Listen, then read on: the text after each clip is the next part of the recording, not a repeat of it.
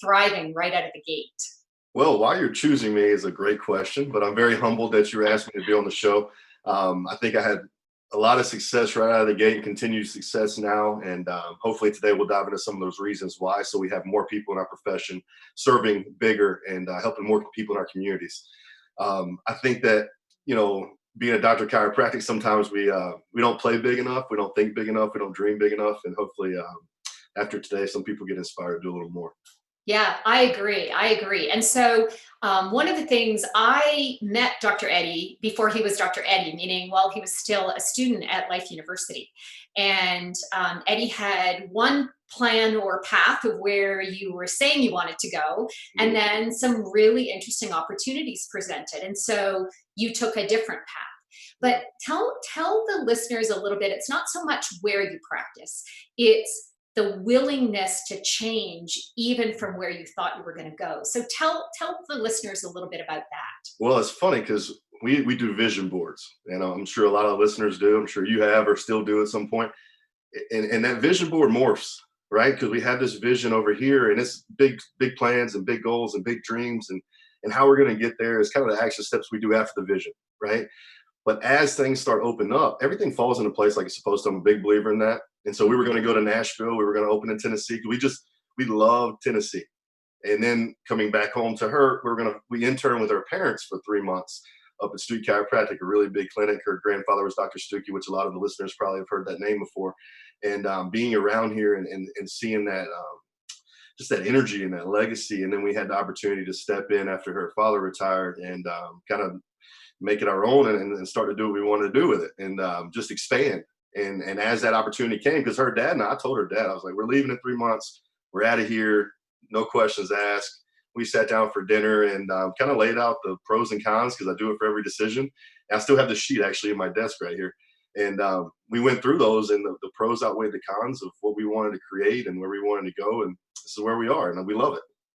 And I think it's interesting for the listeners. I am so fortunate. I know Dr. Eddie and his wife, Dr. Elise, and their family and the chiropractic legacy that Eddie's talking about. But what ends up happening is I don't think a lot of times the pro isn't, oh, well, I'm just automatically going to step in and be accepted. Like you still needed to take some action steps. Yeah. So that's really what I want people to understand is, if you think you're going over here and we're building that, but this amazing opportunity comes and it doesn't take a lot of time to pivot Yeah. when you have the right mindset and the right actions. Yeah. So I would love, my background as a coach, Eddie, is I like people to understand what they can do. So can you share a few of the specific actions you took Sure. to get such a fast start? Because nothing was handed to you. No. So a new opportunity presented, but you, based on some solid principles that I know, but I want the audience to hear,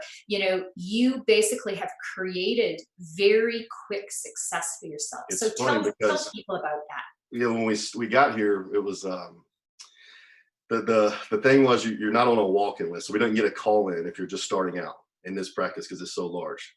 So I literally had to go embrace the community. I'm out every day planting my flag, speaking to people, just letting people know who I am, what I'm about, and why I'm here, and not selling them anything or trying to get them to come in like, hey, come see me for chiropractic care. Just being a genuinely concerned person, talking to Mhm. them about their problems, talking to them about their issues, figuring out where they want to be better in life. And as you start to get to these people, they are just naturally going to be drawn to you. That law of attraction is real. So when you resonate at a higher level and people are understanding, you can tell right now I'm getting passionate talking about it, is they're drawn to you. And then you have not only influence over them, but their families and their friends. And they send everybody in because you treat them for the right reasons. So I think the first thing I did was get out.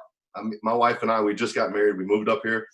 She didn't see me a whole lot for the first 6 months to a year because if I went in the office, I'm networking at a golf tournament, or I'm going to speak Yeah. at an event, or I'm going to go just meet people. I'm just going to walk around and tell people who I am and what I do.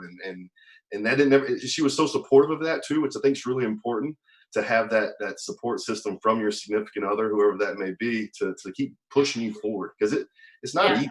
It's not easy. You get kicked around and you get knocked down and man, can I really do this? And why am I putting all this time in? And then finally, all those seeds get planted and those plants Yes. start to grow and you start to reap the reward of service. And then Well, and it's really interesting you bring this up because I think, let's face it, I love social media. I tease all the time. I still go back into Life University and I say, I wish I was in practice at this point because I love the educational part of it. But sure. the illusion continues to be that, well, we can do all of that or we can get all that word out or do ads versus that knock on doors, shake hands. Right now, I get that you might not be shaking hands, but there's amazing eye contact for people even through the coronavirus, and so a lot of it, why do you think that willingness and Elisa's support and other people, mentors, you had great mentors and coaches along the way, and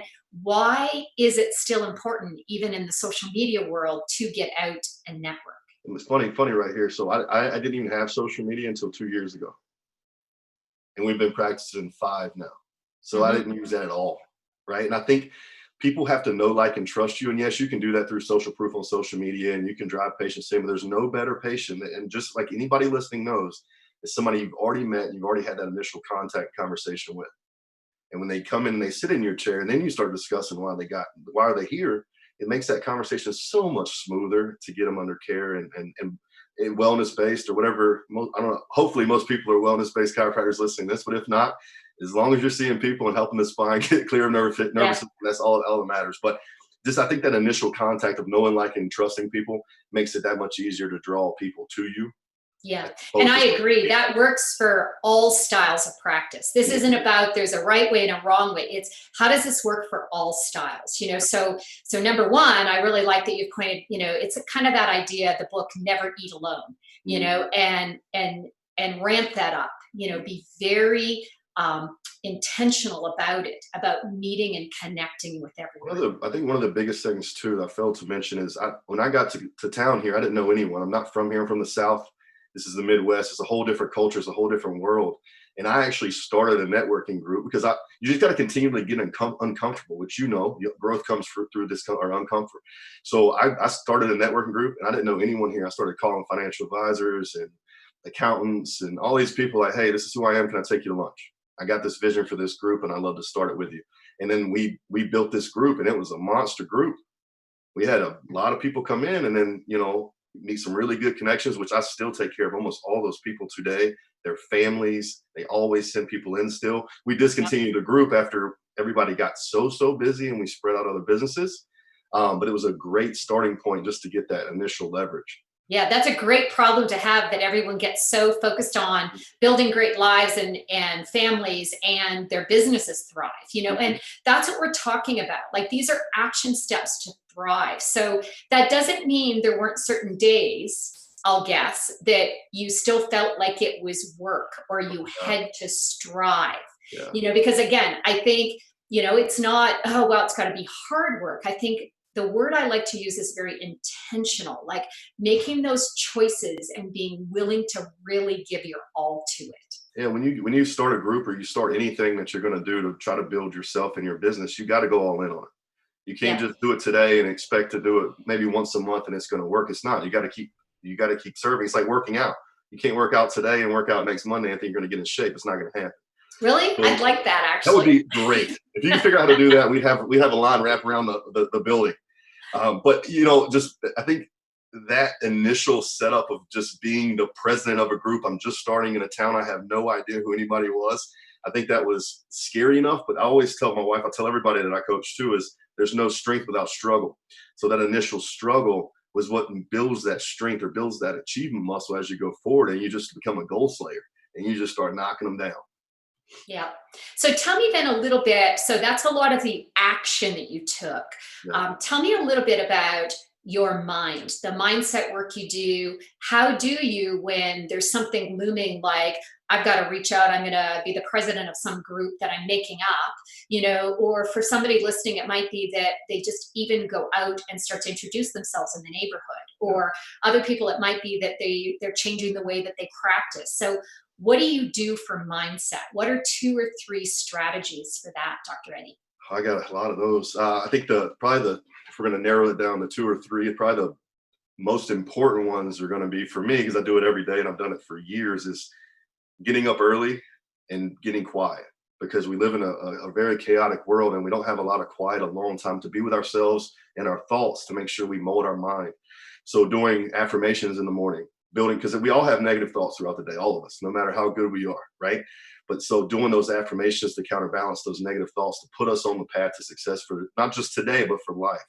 I think gratitude journaling has been one of the biggest things I've ever done in my life personally, to see my mindset change for the positive.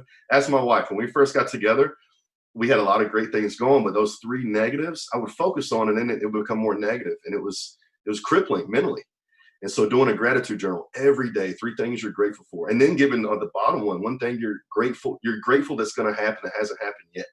I think that was so you're manifesting the future that way. So visualization has been a good one too. Visualize what you want your practice to look like, what you want it to feel like, how do you want it to smell, how do you want the vibration of energy to be? Like, visualize that every morning before you go to the office. How many people do you want to see that day? What type of people are you going to see that day? Like, I think, go ahead. We already have done it in our mind. So by the time we get there and do it, it's just second nature. So I think those three are probably the biggest ones if we're gonna narrow it down. Well, and it's interesting because what I like about what you're describing as well, all of our listeners are not brand new startup practitioners. Mm. You know, many of our listeners to this show, you know, it's about growth. You know, and every week we have, you know, different guests. You know, thanks to ChiroSecure. You know, I wanna put that thank you out there. You know, Dr. Stu Hoffman and ChiroSecure is really focused on how they can just give and seed lots of great information. But what you're describing, like, these are life success principles. So what happens though is I see this where, whether it's somebody, you're 5 years in now, and I'm still sure there are days that you kind of don't feel like doing certain things, Yeah. or just like a workout. Yeah. You know, I tease about that, you know, but for a lot of practitioners, sometimes 5 and 10 years in is where they actually feel like they are having to, you know, almost strive more, or wait a minute, now something else has hit, like this crazy coronavirus right now. So I only talk about it because I'm really tired of talking and hearing about it. But because what happens is there is always going to be something that, if we're not careful, puts us a bit back into that fear mode, or we tighten up, or that unknown. So when those things hit, those tools you're describing, you know, are helpful. But what do you do as soon as stress hits? Like what every chiropractor is going through this right now. So what do you do? How do you, mindset wise and action wise, move into that thriving energy? Like that's a different vibration.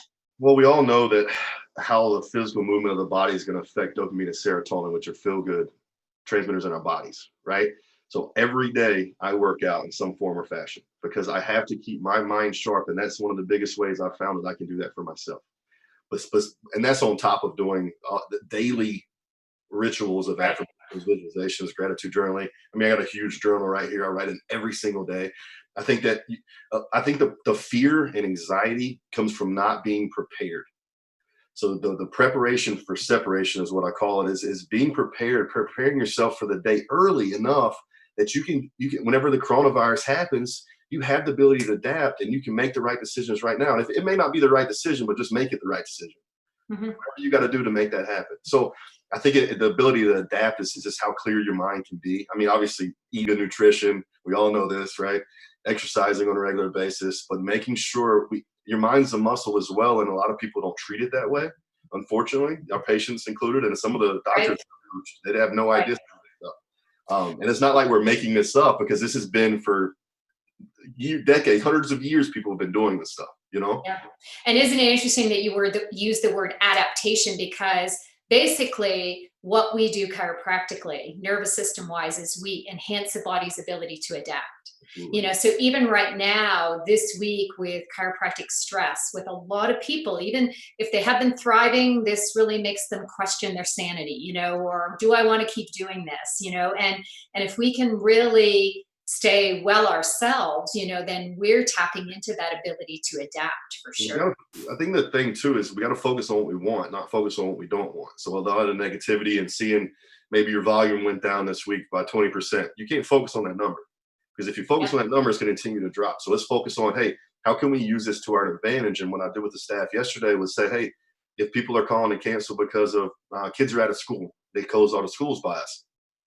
hey, if you haven't got your kid checked, now would be the time to get them checked because it's going to boost their immune system, help them be able to better defend against the virus if it ever comes to our town. Like just to maybe just flip the script and the Yep. narrative to better serve our families because they just don't know that we Yep. can do that, you know? Yeah. Well, I know, these shows are always so short. We could have this conversation for a long time. What I want to do though is show people, I think you have a copy of the book, show some people a little bit about you, how people can learn more. We'll definitely put that in the show flow, like, how people can reach out, but talk a little bit for a minute about the podcast, about the book, and how you're using these tools to help other people. So my father-in-law and I, Dr. Jay LaGuardia, when I got hurt 2 years ago, so I was out of practice. There's a whole different show we could do on that and overcoming that hurdle. Absolutely. Um, but then we decided to start a podcast because the message that we use and we've been so successful with in practice, a lot of people don't know. There's a lot of struggling chiropractors that it shouldn't be. And so we use this message, and this is the book here, shameless plug, Triple P, GPS to Success. We do men's events. We do have a podcast called Power, Passion, Prosperity. You can download any way that people are listening to stuff, Spotify, iTunes, etc. But we really dig into these success habits, and I mean, it's really, we've had some really cool people on the show, from financial gurus to how to better help your finances, your fitness, your fun, your family, your friends, every aspect of your life to make sure that you're living not only successful financially, but successful every other aspect, because that's what we all know brings us more Yeah. more gratitude and more fun.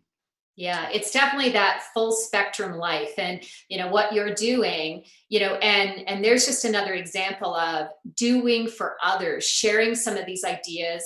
Myself, I recognize, I'm so thankful that for the coaches and mentors and people I've been around. And I know that, I'm putting words in your mouth, but for yourself, for Dr. J, the giving of these tools, my wish for everybody listening is that you have the level of success, at 1 year and 2 year and 5 years that Dr. Eddie's been through.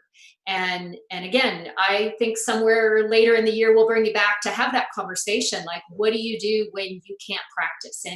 And may that not happen to any of you, but Dr. Eddie has been through it.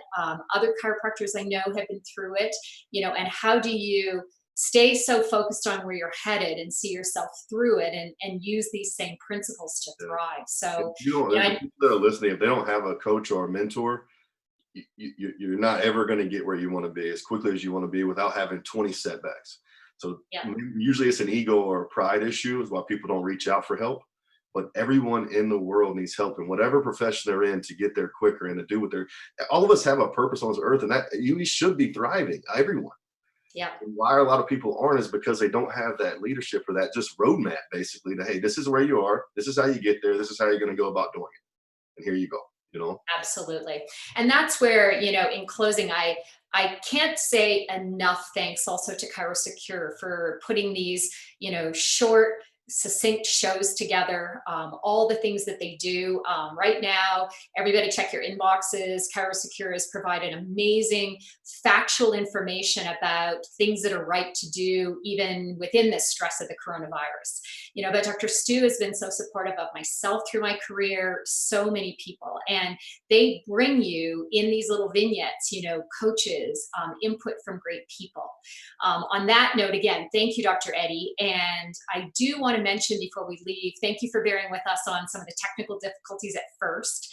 And then also next week's show, because this is a weekly show, Growth Without Risk. Sherry McAllister will actually be with you as the host next week.